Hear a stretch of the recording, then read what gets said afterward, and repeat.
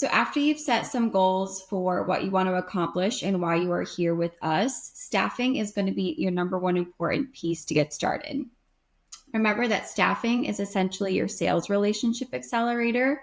You're going to be having face-to-face, one-on-one conversations with builders at the event.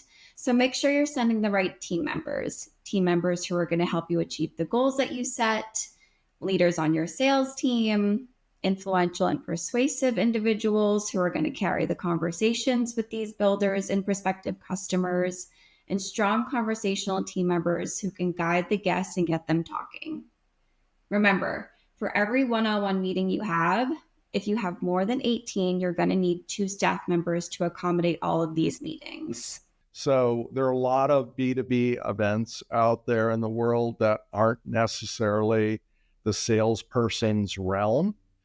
This is not one of them. This is an event that's designed for the sales folks, right? And so that's who you need to think about being the primary representatives at this event.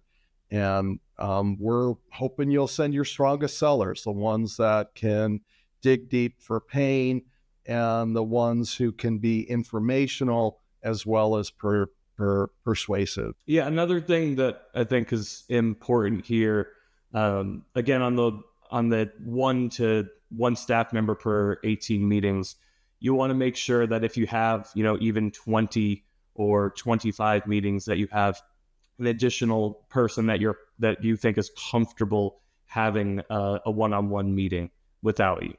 And a lot of the times people will have another person for overflow. If there's someone that doesn't have a scheduled meeting, that a builder or multifamily company that approaches your booth while someone is otherwise engaged, it's nice to have that additional person to make sure that you can engage with that person while you're there. Yeah, and in addition to the meetings that you'll have scheduled, we do have open time where attendees are walking the show floor, they're checking out booths they don't have a scheduled meeting with. So having additional staff members is always going to help you no matter what.